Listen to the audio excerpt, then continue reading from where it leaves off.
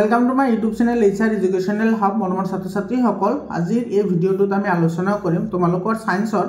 বায়োলজিৰ পৰা কেনেকুৱা ধৰণৰ কোৱেশ্চন তোমালোকৰ কম্পাৰ্টমেন্টাল এক্সামত আহিব পাৰে मनोमर छात्र छात्री सकल তোমালোকৰ কিন্তু এমসিকিউ আৰু ডেসক্ৰিপচন টাইপ দুটা তোমালোকৰ কি হ'ব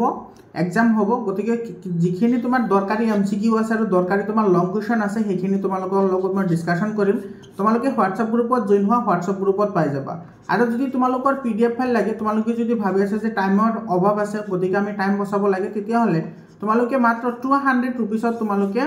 সায়েন্স ম্যাথছ আৰু সোশ্যাল সায়েন্সৰ পিডিএফ ফাইল তোমালোকে পাই যাবা যিবোৰ ইম্পৰ্টেন্ট হয় তোমালোকৰ কম্পাৰ্টমেন্টাল এক্সামৰ কাৰণে जो তোমালোকে পিডিএফ আকাৰে পাই যাবা লগতে তোমালোকে ভিডিওবোৰো পাই যাবা মৰমৰ ছাত্ৰ ছাত্ৰী সকল তো তোমাৰ সায়েন্সৰ কাৰণে আজি আমি যিখিনি নোটস আমি আলোচনা কৰিম এই নোটস পঢ়ি তোমাৰ যেটো ফাইনাল এক্সাম হল সেই ফাইনাল এক্সামত তোমাৰ ম্যাক্সিমাম ষ্টুডেন্টে মই তোমাৰ মোৰ ইউটিউব চেনেলত তোমাৰ পোষ্ট কৰি থৈ দিছো তোমালোকে তাতে গৈ তোমালোকে ৰিজাল্টবোৰ চাব পাৰা ম্যাক্সিমাম ষ্টুডেন্টে কি কৰিছে সায়েন্সত লেটাৰ পাইছে এনেকুৱা এই নোটস পঢ়ি ঠিক আছে মানে এই নোটস খিনি মই নিজে বনোৱা নোটস সেখিনি হিয়তক দিছিলো তো হিয়ত স্টাডি কৰি কি কৰিছে লেটাৰ মাৰ্ক পাইছে তো মৰমৰ ছাত্ৰ ছাত্ৰী সকল আশা কৰিছো তোমালোকৰ কম্পাৰ্টমেন্টাল এক্সামতো ইয়াৰ পৰা তোমাৰ 99% কোৱেশ্চন কমন আহিব মৰমৰ ছাত্ৰ ছাত্ৰী সকল যিকেটা তোমাৰ দৰকাৰী এমসিকিউ আছে সেইখিনি আমি আলোচনা কৰিম তো দেৰি নকৰাকৈ আৰম্ভ কৰিছো আজিৰ ভিডিওটো এতে সোৱা কি কৈছে মানুহকে ধৰি অন্যান্য বহুকোষীয় জীৱৰ বাবে লাগতিয়াল অক্সিজেন কেৱল বেপন প্ৰক্ৰিয়াৰে আহৰণ কৰি লোৱাটো কিয় পৰ্যাপ্ত নহয় তো এটাৰ আনসাৰ তুমি কেনেদৰে লিখিবা এটো সোৱা মানুহকে ধৰি অন্যান্য বহুকোষী জীৱৰ শৰীৰৰ সকলো কোষে চৌপাশৰ পৰিৱেশৰ লগত প্ৰত্যক্ষ সম্পৰ্ক নাই গতিকে বেপন প্ৰক্ৰিয়াৰে এনে জীৱৰ প্ৰতিটো কোষৰ অক্সিজেনৰ প্ৰয়োজনীয় পুৰাবলৈ যথেষ্ট নহয় এটা স্যাৰ জীবৰ বহুকোষী জীব আছে বহুকোষী জীবসমূহে তোমাৰ কি কৰিব নোৱাৰে ডাইৰেক্টলি পৰিৱেশৰ লগত কন্টাক্টত থাকিব নোৱাৰে কিন্তু জীবৰ একোষী জীব আছে লাইক তোমাৰ ব্যাকটেৰিয়া ভাইৰাছ হেবোৰে তোমাৰ কি কৰিব পাৰে ডাইৰেক্টলি এনভায়ৰনমেন্টেল লগত কন্টাক্টত থাকে গতিকে হিহতে ডাইৰেক্টলি বেপন প্ৰক্ৰিয়াৰে অক্সিজেন গ্ৰহণ কৰিব পাৰে বা তোমাৰ হিহতে খাদ্য গ্ৰহণ কৰিব পাৰে যেহেতু তোমাৰ বহুকোষী জীৱৰ কি আছে বহুকোষী জীবসমূহৰ বেছি পৰিমাণে খাদ্যৰ প্ৰয়োজন হয় আৰু যেহেতু তোমাৰ বেপন প্ৰক্ৰিয়াটো তোমাৰ কি হয় লেহেমিয়া হয় গতিকে সেইটো প্ৰক্ৰিয়াৰে যদি আমি কি কৰো খাদ্যবস্তু গ্ৰহণ কৰো বা অক্সিজেন গ্ৰহণ কৰো তেতিয়া হলে সেইটো আমাৰ কাৰণে পৰ্যাপ্ত নহব সেই কাৰণে আমি কি কৰিব নোৱাৰো বেপন প্ৰক্ৰিয়াৰে আমি উশাহ নিশাহ ল'ব নোৱাৰো বা অক্সিজেন আমি গ্ৰহণ কৰিব নোৱাৰো ইয়াৰ পিছত আমি আহিছো 2 নম্বৰ কোৱেশ্চনলৈ এতে সব উৎসেচক কাক বোলে সো এনেকুৱা ধৰণৰ কোৱেশ্চন এবাৰ যেটো তোমাৰ মেট্ৰিকত এটা এক্সাম কোৱেশ্চন আহিছিল যে তোমাৰ কি আহিছিল তোমাৰ জৈৱ অনুঘটক কাক বোলে জৈৱ অনুঘটক কি হয় জৈৱ অনুঘটক কি হয় সো এনেকুৱা ধৰণৰ যিবোৰ কোৱেশ্চন আছে যেনেকুৱা তোমাৰ এই উৎসেচকটো এবোৰ তোমাৰ কি হয় ইনসাইড কোৱেশ্চন হয় ঠিক আছে তো তোমালোকে 100% চেপ্টাৰৰ 100% ইনসাইড কোৱেশ্চনৰ লগতে এক্সাৰসাইজৰ কোৱেশ্চনো পাই যাবা তাৰে লগতে তোমালোকৰ কেনেকুৱা ধৰণৰ এমসিকিউ আহিব গোটেখিনি এমসিকিউ তোমালোকে পাই যাবা তোমালোকে হোৱাটসঅ্যাপ গ্ৰুপটো জয়েন হোৱা লগতে তোমালোকে চেনেলটো সাবস্ক্ৰাইব কৰা মৰমৰ ছাত্ৰ ছাত্ৰী সকল এটো সব উৎসেচক কাক বোলে এটো ডেফিনিশন এনেকে দিবা খাদ্যৰ জটিল অৱস্থা সৰল অৱস্থালৈ পৰিৱৰ্তন কৰিবলৈ জৈৱ অনুঘটক ব্যৱহাৰ কৰে এই জৈৱ অনুঘটকবোৰকে উৎসেচক বুলি কোৱা হয় ইয়াৰ পিছৰ কোৱেশ্চনটো সোৱা ইয়াতে কি কৈছে হালুক সংশ্লেষণ প্ৰক্ৰিয়াবোৰ কেনেকৈ সংঘটিত হয় সো এটো তোমালোকৰ বুকত ডাইৰেক্টলি আছে এটো ইনসাইড কোৱেশ্চন হয় ঠিক আছে এটো কিন্তু তোমালোকৰ কি নাই এক্সাৰসাইজত এই কোৱেশ্চনটো নাই আৰু এই কোৱেশ্চনটো মেট্ৰিক পৰীক্ষাত বহুত বাৰ আহিছে এই কোৱেশ্চনটো মানে ইয়াতে তোমাৰ হালুক সংশ্লেষণ প্ৰক্ৰিয়াটো তোমাৰ কি হয় তিনিটা পৰ্যায়ৰে সংঘটিত হয় আৰু সেই পৰ্যায় তিনিটা কি আছে প্ৰথমতে পোহৰ শক্তিক পত্ৰ শৰীৰৰ দ্বাৰা শোষণ কৰিব তাৰ পিছত পোহৰ শক্তিক ৰাসায়নিক শক্তিলৈ পৰিৱৰ্তন আৰু পানীৰ আৰু হাইড্ৰজেন আৰু অক্সিজেনলৈ পৃথকীকৰণ কৰিব আৰু সেইবোৰৰ লগত বিক্ৰিয়া কৰি কাৰ্বন ডাই অক্সাইডৰ বিজাৰণৰ দ্বাৰা কাৰ্বহাইড্ৰেটৰ কি হয় উৎপন্ন হয় সো এই তিনিটা প্ৰক্ৰিয়াৰ হয় তাত কি হয় হালুক সংশ্লেষণ প্ৰক্ৰিয়াটো সংঘটিত হয় ইয়াৰ পিছত প্ৰাণীসমূহে খাদ্য হিচাপে গ্ৰহণ কৰা আহাৰবিলাক কোৰ পৰা আহৰণ কৰা শক্তি প্ৰাণী দেহত কি হিচাপে সঞ্চিত হৈ থাকে সো ভেৰি ইম্পৰ্টেন্ট কোৱেশ্চন হয় এই কোৱেশ্চনটো তোমালোকৰ এমসিকিউ তোমালোকৰ যিখিনি প্ৰিবোৰ্ড এক্সামিনেশনৰ কোৱেশ্চন পেপাৰ আছে প্ৰিবোৰ্ড এক্সামিনেশনৰ কোৱেশ্চন পেপাৰত তোমালোকে চাব বহুত জিলাত আহিছে এই কোৱেশ্চনটো হেতু হৈছে তোমাৰ গ্লাইকোজেন ঠিক আছে তোমাৰ কি কৈছে ইয়াতে সব প্ৰাণীৰ দেহত প্ৰাণীৰ কথা কৈছে অৰ্থাৎ যেনেকুৱা ধৰা মানুহৰ ক্ষেত্ৰত যিবোৰ খাদ্য হিহতে গ্ৰহণ কৰে সেই খাদ্যবস্তুসমূহ আমাৰ কি হিচাপে সঞ্চিত হৈ থাকে গ্লাইকোজেন সঞ্চিত হৈ থাকে মৰমৰ ছাত্ৰ ছাত্ৰীসকলে এটা কথা তোমালোকে লক্ষ্য কৰিব লাগিব যে যদি তো উদ্ভিদ হলে হয় তেতিয়া হলে কি হল হয় মানে উদ্ভিদ দেহত তোমাৰ খাদ্যবস্তুসমূহ কি হিচাপে জমা হৈ থাকে এটো হৈছে কি শ্বেতসাৰ উদ্ভিদত খাদ্যবস্তুসমূহ তোমাৰ শ্বেতসাৰ হিচাপে কি হৈ থাকে সঞ্চিত হৈ থাকে এটো শ্বেতসাৰ হিচাপে সঞ্চিত হয় আৰু মানুহৰ দেহত বা প্ৰাণীৰ দেহত গ্লাইকোজেন হিচাপে সঞ্চিত হয় ইয়াৰ পিছত চোৱা পত্ৰৰন্ধ্ৰ কাক বোলে উদ্ভিদৰ পাতৰ উপৰিভাগত নিচেই সৰু সৰু কিছুমান ৰন্ধ্ৰ দেখিবলৈ পোৱা যায় এই ৰন্ধ্ৰবোৰকে পত্ৰৰন্ধ্ৰ বুলি কোৱা হয় আৰু যেটো তোমাৰ ফাংশন অফ স্টমেটা মানে তোমাৰ কি ফাংশন অফ স্টমেটা মানে তোমাৰ এই পত্ৰৰন্ধ্ৰৰ যেটো কাৰ্য আছে পত্ৰৰন্ধ্ৰৰ কি আছে কাৰ্য বহুত ইম্পৰ্টেন্ট হয় তোমালোকৰ কম্পাৰ্টমেন্টাল এক্সামৰ কাৰণে এটো বহুত দৰকাৰ হয় এৰ পিছত চা শ্লেষ্মাৰ কাম কি আমি সকলে জানো এটো আমাৰ কি কোত থাকে এটো স্টমেকত থাকে আমাৰ পাকস্থলীত থাকে পাকস্থলীত শ্লেষ্মা থাকে শ্লেষ্মাৰ কাম কি শ্লেষ্মাৰ পাকস্থলীৰ বেৰখনৰ আন্ত আবৰণখনক কি কৰে সাধাৰণ অৱস্থাত থকা যেটো আমাৰ হাইড্ৰক্লোৰিক এসিড আছে হয়নে এই হাইড্ৰক্লোৰিক এসিডৰ পৰা কি কৰে সুৰক্ষা প্ৰদান কৰে কাৰণ হাইড্ৰক্লোৰিক এসিডৰ যেটো pH ৰ ভ্যালু এটো হৈছে 1.2 মানে ম্যাক্সিমাম কি হয় কনসেন্ট্ৰেটেড হয় ম্যাক্সিমাম কি হয় কনসেন্ট্ৰেটেড হয় তো যেতিয়া আমাৰ এই হাইড্ৰক্লোৰিক এসিড আমাৰ মাংসপেশী ডাইৰেক্টলি কন্টাক্টত আহিব তেতিয়া আমাৰ মাংসপেশী কি কৰে পচি যোৱাৰ সম্ভাৱনা থাকে আৰু যাতে আমাৰ মাংসপেশী পচি না যায় তাৰ কাৰণে কি থাকে আমাৰ শ্লেষ্মা থাকে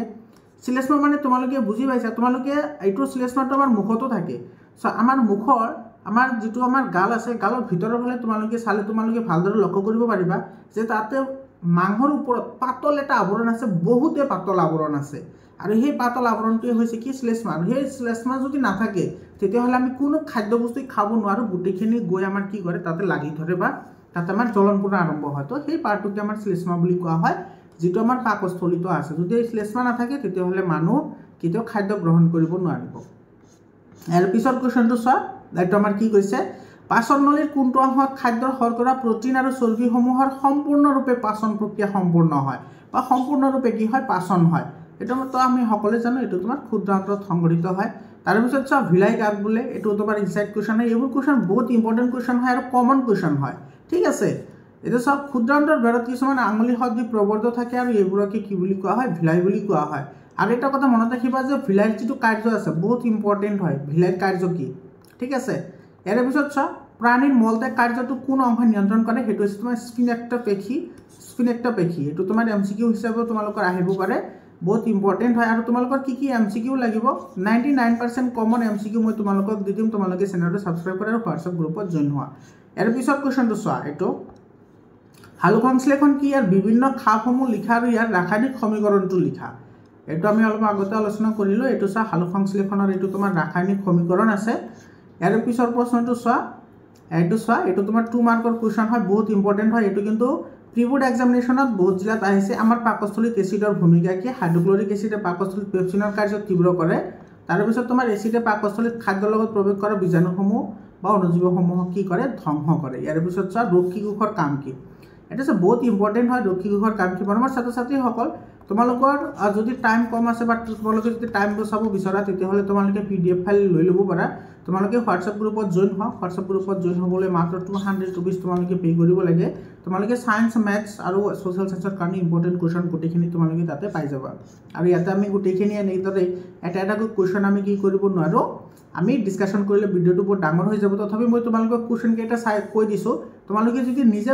এনসাৰবোৰ ওলাব পাৰা তেতিয়া হলে বেটাৰ হয় ঠিক আছে তোমালোকে যদি নিজে ওলাব পাৰা তেতিয়া হলে নিজে ওলাই লবা আৰু যদি তোমালোকে নিজে ল'ব নিবিচাৰা তেতিয়া হলে তোমালোকে পিডিএফ ফাইল লৈ ল'ব পাৰা ইয়াতে চোৱা কি প্ৰথাৰে বিভিন্ন জীৱৰ দেহত গ্লুকোজ জাৰিত হৈ শক্তি উৎপন্ন হয় তাৰ পিছৰ কোৱেশ্চনটো চোৱা